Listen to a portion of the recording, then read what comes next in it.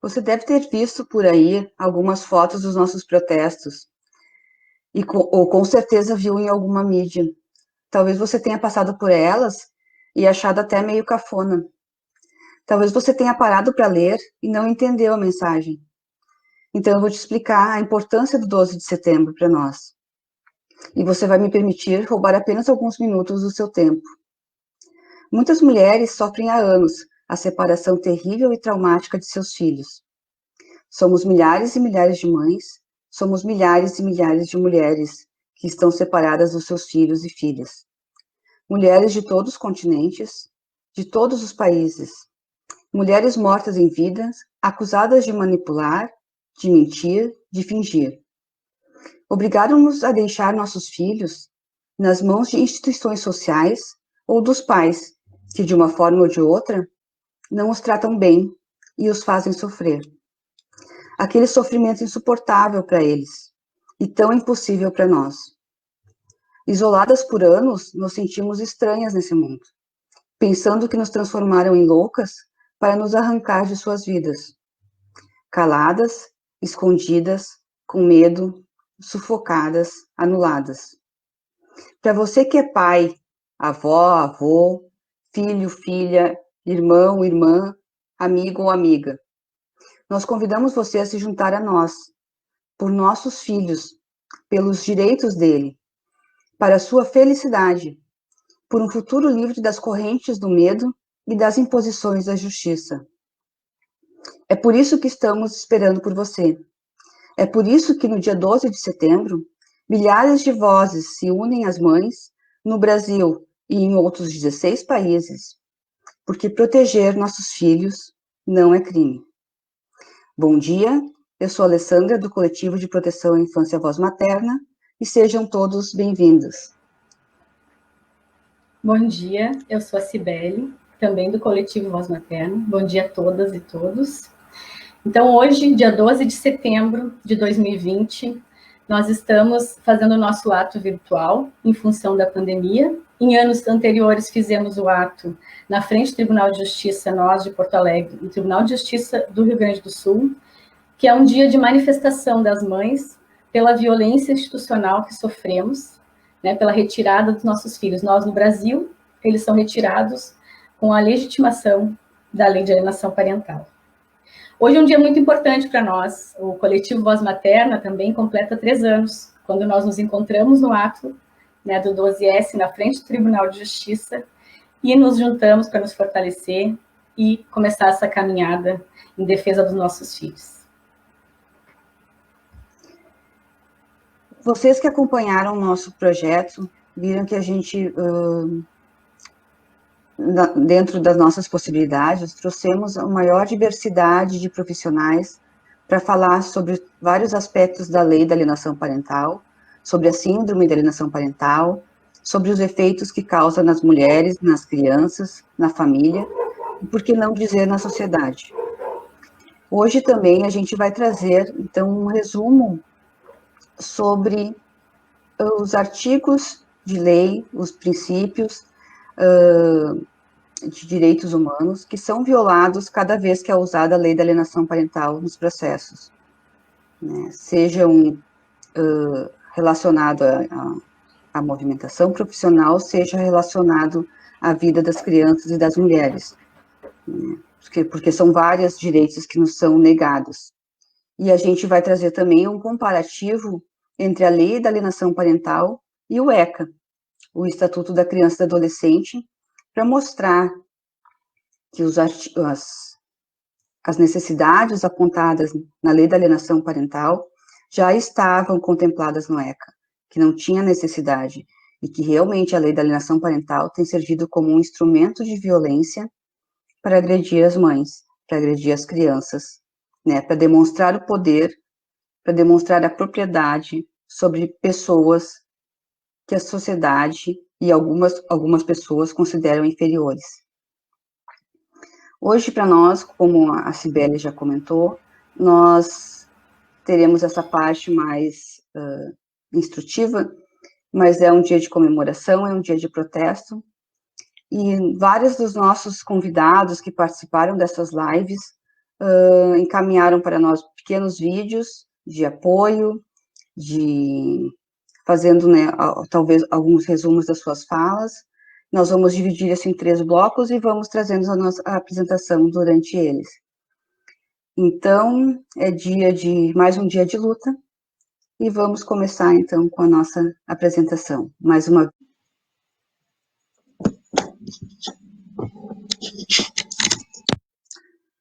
Então, voltamos agora e vamos falar um pouquinho sobre os artigos do ECA, os artigos dos direitos humanos, falar um pouco sobre os direitos universais da criança.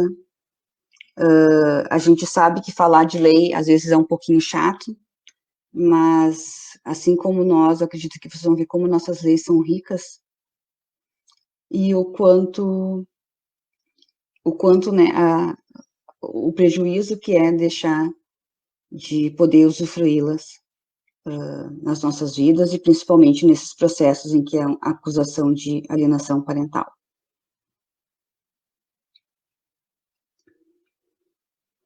Eu vou deixar o resumo na tela para vocês, enquanto eu vou comentando.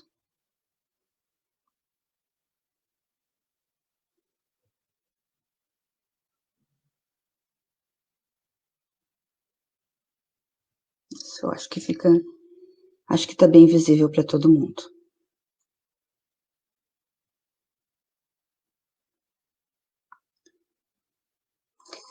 Vamos lá, então. A lei da alienação parental, ela tem mais de 50 violações de direitos, né, se for comparado o que ela diz garantir e o que ela tem retirado. Como a lei da alienação parental, ela tramita prioritário nos processos, então não adianta tu argumentar, entrar com pré-questionamento, porque qualquer outra lei que tu solicita que seja analisada nos processos, ela é ignorada. A lei da alienação parental, ela barra a Lei Maria da Penha e anula os efeitos das medidas protetivas. Uma vez que, em caso da mãe, né, ter sido beneficiada com a medida protetiva, essa medida protetiva não é extensiva aos filhos. Então, ela continua sendo obrigada a conviver com o agressor, continua sendo obrigada a submeter a seus filhos ao contato com a pessoa que lhes agrediu. Essa lei também descumpre e viola os seguintes artigos do ECA. Eu não vou ler eles integralmente, mas eu vou fazer um pequeno comentário sobre cada um. E conforme a gente for passando, quem vive principalmente um processo de alienação parental, com certeza vai conseguir se ver em cada uma dessas situações. A criança e o adolescente gozam de todos os direitos fundamentais inerentes à pessoa humana, sem prejuízo da proteção integral que trata essa lei, assegurando-lhes, por lei ou por outros meios, todas as oportunidades e facilidades a fim de lhes facultar o desenvolvimento físico, mental, moral, espiritual, social, em condições de liberdade e dignidade. Artigo 5º. Nenhuma criança ou adolescente será objeto de qualquer forma de negligência, discriminação, exploração, violência, crueldade e opressão, punido na forma da lei qualquer atentado por ação ou omissão aos seus direitos fundamentais. E eu não preciso dizer que o que mais se vê nesses processos, principalmente de violência contra a criança, é a omissão do Estado e do Judiciário, né, em relação à proteção dessa criança. Artigo 13, olha que interessante. Os casos de suspeita, e aqui não diz que a gente tem que ter prova, os casos de suspeita ou confirmação de castigo físico, de tratamento cruel ou degradante de maus tratos contra crianças e adolescentes serão obrigatoriamente comunicados ao Conselho Tutelar da respectiva localidade, sem prejuízo de outras providências legais. No artigo 15, a criança e adolescente têm direito à liberdade, ao respeito e à dignidade como pessoa humana, em processos de desenvolvimento e como sujeitos de direitos civis, humanos, sociais, garantidos pela Constituição e nas leis, né? Então, tu imagina o que uma mãe sente quando entra dentro de uma sala de audiência e o juiz diz para ela que criança não tem querer, que criança não tem direito. apesar deles fazerem um velho discurso do superior interesse da criança. Artigo 16, a criança tem direito à liberdade, que compreende nos seguintes aspectos, e a gente buscou um em especial, que é o inciso 7. Buscar refúgio, auxílio e orientação. A criança tem o direito de ser mantida em segurança. Artigo 17. Direito ao respeito consiste na inviolabilidade da integridade física, psíquica e moral da criança e do adolescente, abrangindo a prevenção da imagem, da identidade, da autonomia e dos valores, ideias e crenças nos espaços e objetos pessoais. Artigo 18. É dever de todos velar pela dignidade da criança e do adolescente, pondo-as a salvo de qualquer tratamento desumano, violento, aterrorizante, vexatório e constrangedor. Não deve ser novidade para vocês os vários vídeos que circulam pela internet nas situações de busca e apreensão de crianças, né? Então, onde está o cumprimento desse artigo nesses momentos? Artigo 70. É dever de todos prevenir a ocorrência de ameaça ou violação dos direitos da criança e do adolescente.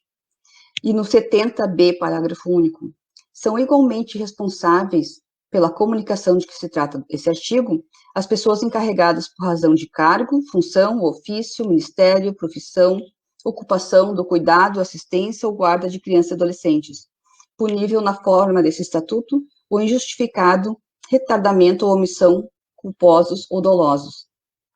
E aqui a gente refere em casos em que talvez nas escolas,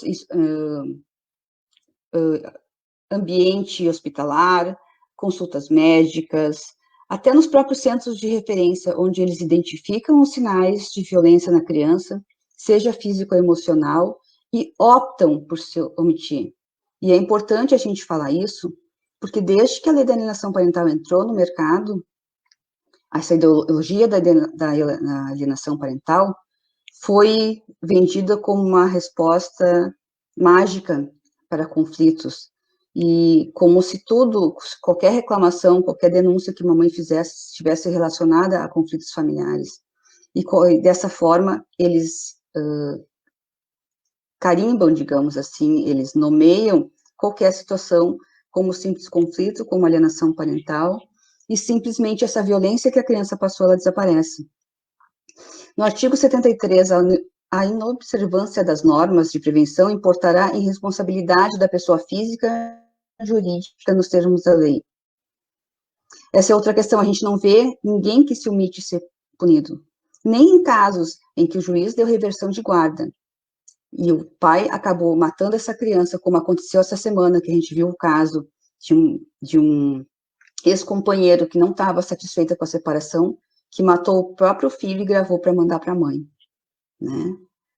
Quem dá essa guarda compartilhada, quem dá a reversão da guarda, quem dá o direito de visita, não responde por isso.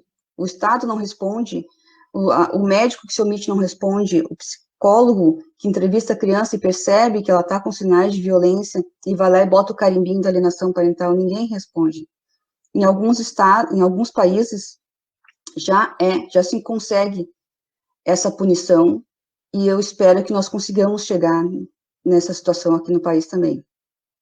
Artigo 100. Na aplicação das medidas, levar-se-ão em conta as necessidades pedagógicas, preferindo-se aquelas que visem ao fortalecimento dos vínculos familiares e comunitários. 1. Condição da criança e dos adolescentes como sujeitos. A criança e o adolescente são os titulares dos direitos previstos nessa e em outras leis. Então, como é que, num processo, um juiz diz que uma criança não tem direitos, que não é a necessidade dela que importa? Obrigatoriamente, isso no capítulo 9, a obrigatoriedade da informação à criança e ao adolescente, respeitado o seu estágio de desenvolvimento, a capacidade de compreensão, seus pais ou responsáveis devem ser informados dos seus direitos, dos motivos que determinaram a intervenção e da forma como esta se processa. Oitiva obrigatória e participação à criança e ao adolescente em separado ou na companhia dos pais, de responsáveis ou da pessoa por si indicada, bem como os seus pais responsáveis, têm o direito de ser ouvidos, a participar dos atos e na definição da medida de promoção dos direitos e da proteção, sendo sua opinião devidamente considerada pelas autoridades judiciárias competentes, observando o disposto no inciso 1º e 2º dessa lei. E como é que a gente faz quando as crianças não são ouvidas, quando as vozes não são respeitadas, né? Ou quando os pais passam pelo tal atendimento psicossocial, né? Que, na verdade, é uma avaliação psicossocial, e que são informados que tu não pode falar nada do que está acontecendo para a criança. A criança, na verdade, tu é acusado de alienação, mas te é recomendado que aliene a criança, né? Que a criança não pode saber do que está acontecendo. A criança nunca pode saber uma agressão que o pai cometeu. A criança não pode saber que ela está correndo os riscos que ela está correndo, né? E eu não estou dizendo para chegarem em casa depois de uma audiência e ter uma reunião com uma criança, né? Mas as perguntas das crianças têm que ser respondidas, ela tem que saber em que ambiente está, em que situação ela está, né? Isso traz segurança. Mentiras traz medo, traz o terror para a vida dessas crianças. Artigo 130. Verificada a hipótese de maus tratos, opressão ou abuso sexual impostos pelos pais ou responsáveis, a autoridade judiciária poderá determinar como medida cautelar o afastamento do agressor da moradia. E o que o nosso judiciário tem feito? As mães vão lá, às vezes é professor, às vezes é uma avó, às vezes é um vizinho, denuncia. Né? Se o denunciante tiver tido qualquer relacionamento afetivo com o autor, né, que seja o suspeito dessa agressão, o judiciário vai lá e entrega a guarda da criança exatamente para quem agrediu a criança. Isso é inconcebível, isso não existe, não tem, somente a lei da alienação parental para fortalecer essa ideia, para autorizar uma outra atrocidade dessas. Artigo 157. Havendo motivo grave, poderá a autoridade judiciária, ouvindo o Ministério Público, decretar a suspensão do poder familiar. E ontem, à noite, conversando com a Cibele, a gente se deu conta de um fato bem interessante. A alteração do pátrio poder para o poder familiar se deu em 2009, né? Ou seja, em 2009, foi dado poderes iguais para a mãe e para o pai. A criança deixou de ser propriedade do pai. O que acontece em 2010? Eles criam a lei da alienação para dizer não. Quem manda na família é o pai. Quem tem direitos é o pai. E eu não aceito ninguém dizer aqui que a lei da alienação é usada igual. Nós temos casos de pais acusados de alienação parental e a lei não tem 10% da severidade que eles apresentam em cima das mães. Então, assim, são sim os nossos direitos sendo retirados. A lei da alienação parental veio como uma forma de boicotar a Lei Maria da Penha. E isso já tem vários estudos confirmando. Artigo 158. O requerido será citado para, no prazo de 10 dias, oferecer resposta escrita, indicando as provas a serem produzidas e oferecendo desde o rol de testemunhas e documentos. Em processo de alienação parental, tu não tem direito à resposta. Muitas vezes, a inversão da guarda, a determinação de visitas é dada de forma liminar, e quando te é possibilitado a defesa, a tua defesa, tu querer dizer que a palavra de um homem, a palavra que ele colocou na petição ali é mentira, é alienação parental. Tu ir contra um sistema opressor, e contra um patriarcado, e contra um sistema que quer te submeter à violência e que tu aceite calada, é alienação parental. E daí, olha só, a parte final aqui do ECA. A gente tem registros de imagens de crianças, das próprias mães que estão sendo acusadas de alienação parental, que tem circulado na Deep Web. A gente também tem relatos de criança, se eu não me engano, são de São Paulo, que identificaram que, ao ir no passeio com o pai, elas foram numa loja, compraram brinquedo, depois foram num outro local luminoso, onde lá eles brincavam, onde lá brincavam com outros pais, com outras crianças, e tiravam a roupa, e eram filmados e tiravam fotos, né?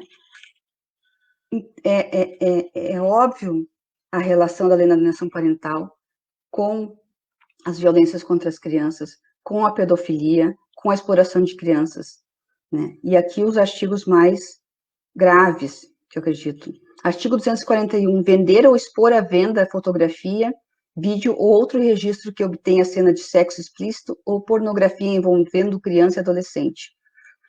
Artigo 241, aliciar, assediar, instigar ou constranger por qualquer meio de comunicação criança com o fim com ela praticar ato libidinoso. Praticar as condutas desse artigo com o fim de induzir a criança a se exibir de forma pornográfica ou sexualmente explícita. E finalmente, no 244A, submeter a criança ou adolescente, como os tais definidos no caput dessa lei, à prostituição ou à exploração sexual.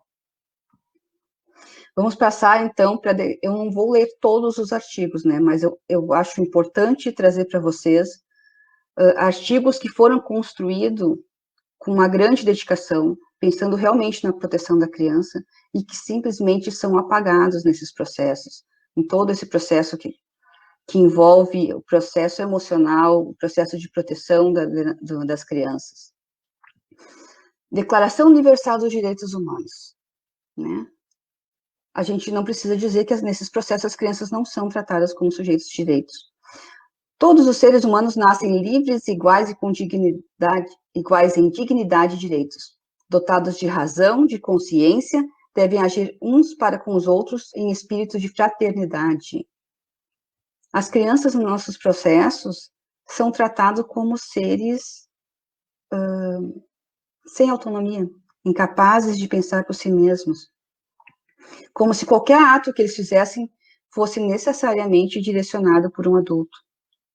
Como se uma criança que passou uma boa parte da sua vida sendo vítima de violência, ou vendo a sua mãe apanhar, ou sofrendo outras opressões, ela não fosse capaz de, por si só, desenvolver uma rejeição pelo seu genitor. Artigo 2º. Eu vou pedir para a Cibele me dar uma puxada aqui se eu estiver passando da conta, tá? Todos os seres humanos podem invocar os direitos e as liberdades proclamadas na presente declaração. Repetindo, né? A gente não tem essa alternativa, né? Os processos estão cheios de todos esses artigos, de todas as explicações, e qualquer deles não é considerado. A presente declaração tem que ser aplicada sem distinção alguma de raça, cor, sexo, língua, religião, de opinião política ou outra, de origem nacional ou social, de fortuna, de nascimento ou qualquer outra situação.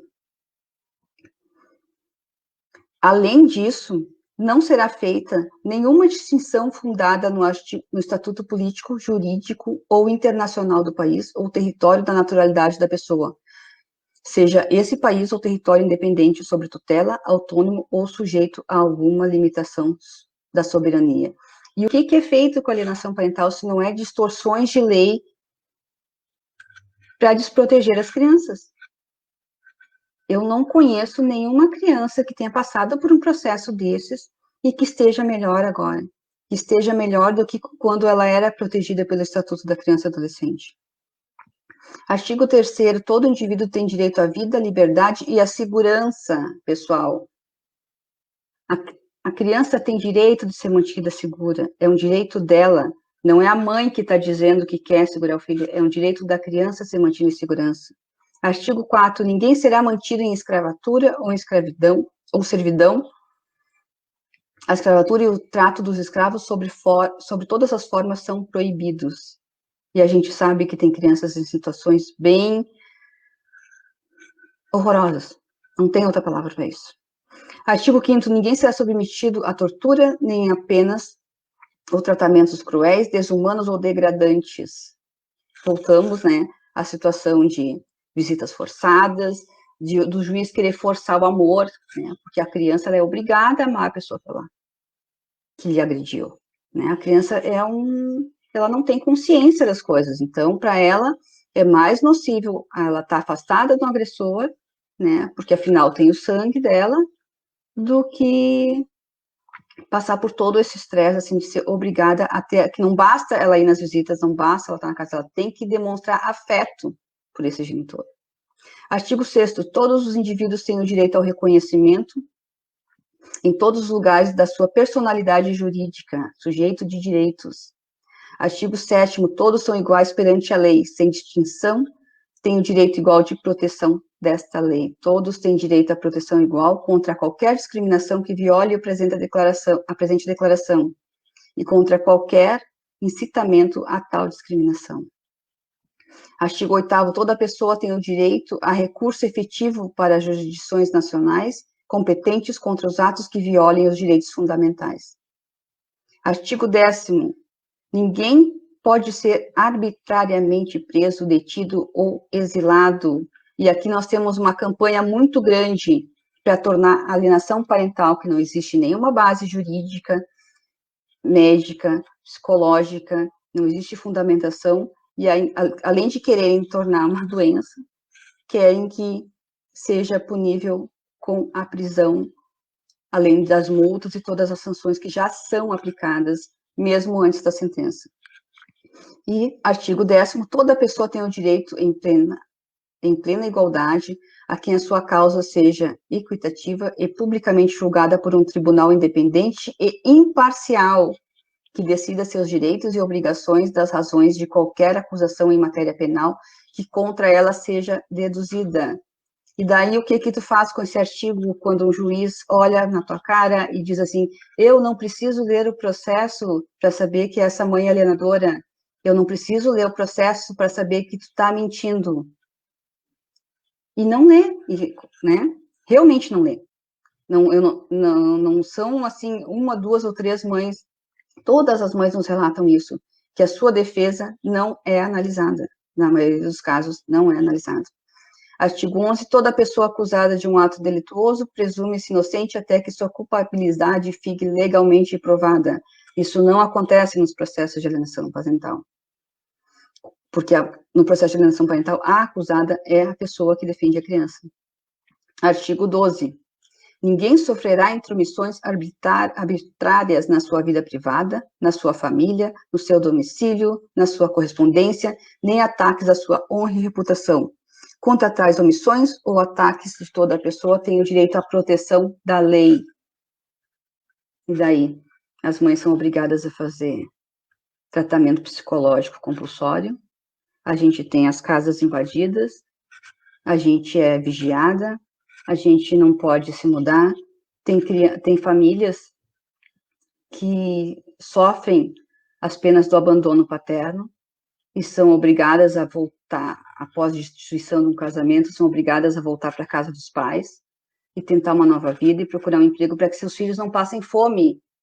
E essa mudança de endereço é alienação parental. Artigo 13. Toda pessoa tem o direito de livremente circular e escolher a sua residência no interior de um estado. Toda pessoa. Toda pessoa tem o direito de abandonar o país em que se encontra, incluído o seu, e o direito de regressar ao seu país. Eu não preciso dizer que para uma mãe acusada de alienação parental sair do país com seu filho é impossível e também é considerado sequestro, né? Artigo 14, toda pessoa sujeita à perseguição tem o direito de procurar e de se beneficiar de asilo em outros países. Artigo 16, a partir de idade núbil, o homem e a mulher têm o direito de casar, de constituir família, sem restrição alguma de raça, religião, durante o casamento, etc. Artigo 21, toda pessoa tem o direito de tomar parte na decisão dos negócios públicos do seu país. Vamos seguir aqui, eu acho que a gente acabou colocando alguns artigos que não... Toda pessoa, artigo 22, toda pessoa como membro da sociedade tem o direito à segurança social e pode legitimamente exigir a satisfação dos direitos econômicos, sociais e culturais indispensáveis, graças ao esforço nacional e à cooperação internacional de harmonia.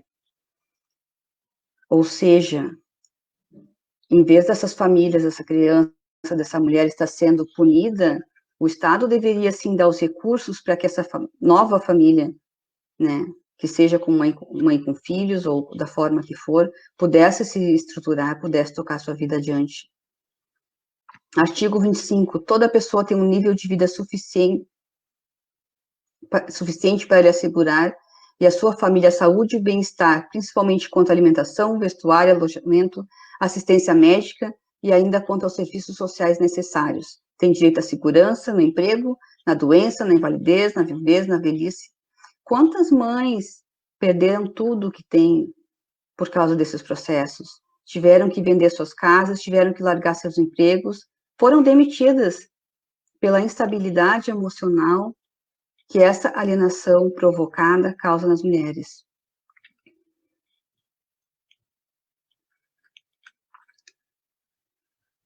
Vamos seguir, eu vou falar os mais importantes só.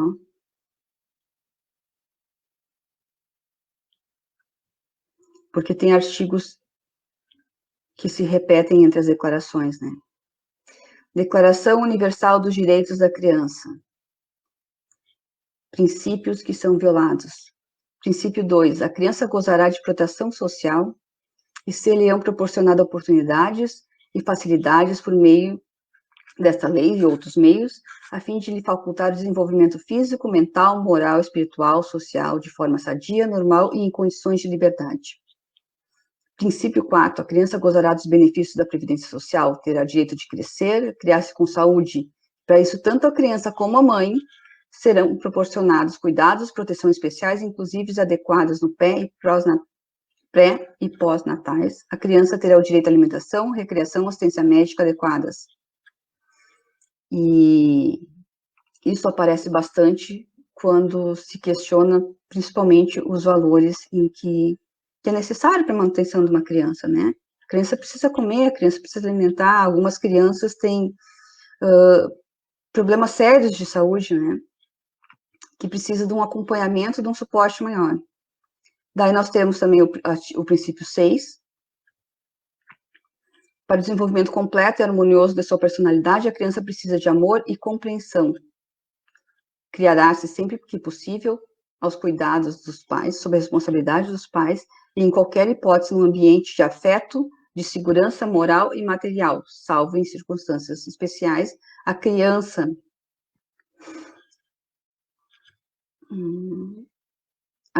salvos em circunstâncias excepcionais, a criança da tenra idade não será apartada de sua mãe. Ou seja, tu fazer uma petição, chegar no judiciário e dizer assim, essa mãe está me incomodando, ela está mentindo, ela está isso ou está aquilo, isso não é motivo, porque a criança não está em risco. A criança normalmente está muito bem ambientada, ela está com a pessoa que ele criou desde criança, ele deu afeto, ele deu toda a segurança. Ali acho que a gente já pode ir adiantando, já estamos com o tempo esgotando. Princípio 9, a criança gozará de proteção contra qualquer forma de negligência, crueldade, exploração e não será jamais objeto de tráfico sob qualquer forma. Daí a gente entra na Convenção dos Direitos da Criança, né? E a gente colocou aqui na tela, então vocês podem procurar, mas o que eu quero dizer assim, são vários artigos e citações, né, que falam situações palpáveis, né, de proteção da criança que estão sendo violadas. Né? Fala das responsabilidades aqui, artigo 3, artigo 12 da Convenção dos Direitos das Crianças, fala de novo da proteção da criança, da responsabilidade das instituições de assistência social, da responsabilidade do Estado com as crianças. Artigo 11 fala de que as leis têm que ser feitas para proteger as crianças, de que os profissionais têm que estar bem preparados na preparação dessa criança. E seguem-se, né, os demais artigos ali.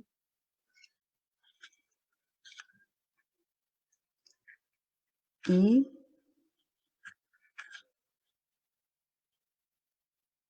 aqui. Além desses artigos que eu contei, a gente tem aqui, porque todos esses descumprimentos, a maioria deles é em relação aos direitos das crianças, mas estão relacionados também aos direitos humanos das mulheres.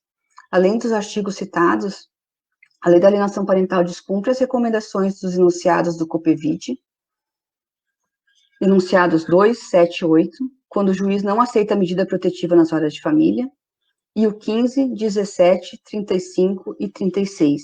E eu vou querer ler esse 35 e 36, porque eles são de extrema importância, principalmente nos processos de alienação parental. E daí eu estou encerrando a minha fala.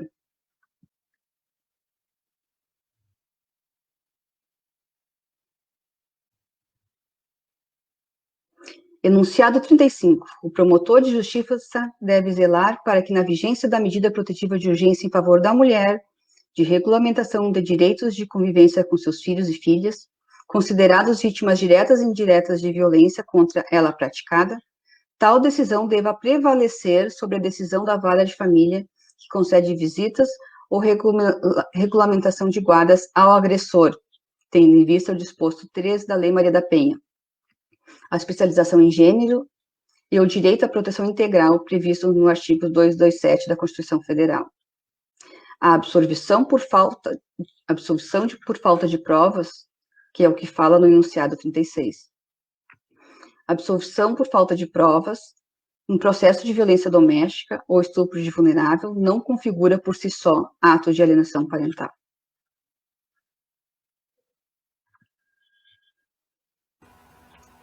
E finalmente fala, né, que essa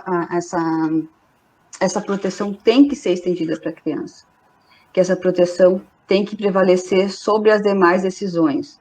E daí tu entra numa vara de violência doméstica e descobre que esses direitos não valem, né? Que o juiz mesmo diz aqui, Maria da Penha não vale, aqui a medida não é extensiva aos filhos, né? E que a maioria dos casos de abuso e violência é muito difícil se conseguir a prova, e isso acaba se revertendo contra a criança, né? Porque eles arquivam o processo por falta de prova, mas o entendimento das varas de família é que esse é um processo de denunciação caluniosa. Aqui eu encerro a minha apresentação. Ali a gente vai disponibilizar depois esse quadro, então vocês podem realmente buscar, depois ler atentamente e conferir essas informações que nós passamos. E vamos depois disponibilizar, então, os vídeos, né? Queremos agradecer quem enviou, né? Pedimos desculpa porque nós somos, né? Não somos técnicas, é um trabalho bastante caseiro, né? A equipe técnica somos eu e a Alessandra, que fizemos, né, as lives, e a gente só sabe transmitir dessa forma, através de uma apresentação. Acho que ao final, então, nós disponibilizamos todos os vídeos após a live. Para encerrar, a gente coloca, acho que só um quadro, né, Alessandra, que a gente fez de um levantamento. Vai ficar disponível pela questão do horário, nós não vamos falar, vai ficar disponível, que foi um comparativo, então, dos artigos da Lei de Alienação Parental e onde eles estão contemplados no ECA. Né? Este quadro, quem quiser, né, fazer essa leitura e fazer essa investigação, fica à disposição. Tá bom? Acho que pela questão do horário, já estamos fechando quase 1 hora de live. Queríamos agradecer a todos e todas que participaram, né, tanto dando as suas palestras, fazendo as suas contribuições, como todas as nossas companheiras, né, que participaram conosco, interagiram conosco, né, ao longo dessas 15 lives, entre sábados e quartas e quintas, né, foi um momento de muito aprendizado, que a gente possa compartilhar esse aprendizado e pensar num novo projeto. Estamos à disposição, né, queremos sim compartilhar conhecimento científico, pesquisa, né, que é o que realmente tem validade, né, e que a gente possa estar avançando na efetivação da proteção das nossas crianças, né. Eu também agradeço a todos, agradeço todos os profissionais que passaram por esse projeto, todo mundo que nos apoiou, quem estava sempre presente nas nossas lives, comentando, compartilhando, e se realmente, assim, a gente sente muito por não ter funcionado exatamente como a gente buscou fazer, né, a gente não precisa dizer que todas as nossas lives anteriores teve uma grande qualidade. Hoje a gente acordou com a mensagem do stream dizendo que eles estavam com um problema de conexão com o Facebook, então acredito que seja devido a isso que a gente não está conseguindo fazer a transmissão, e é somente dessa forma que já estava programada. Então agradeço a todos e todas, né, e que vocês possam estar conosco no próximo projeto. E assim que a gente encerrar essa transmissão, a gente já coloca, então, esse trabalho maravilhoso que os nossos apoiadores nos enviaram, para que vocês possam assistir e ouvir com plena qualidade. E tem um videozinho, né, Ali, que foi feito também em agradecimento às nossas convidadas e convidados, que é uma forma de carinho, né, nosso, Coletivo Voz Materna, para agradecer a participação deles, né, a disponibilidade de estar conosco. Um beijo a todos e até a próxima. Obrigada.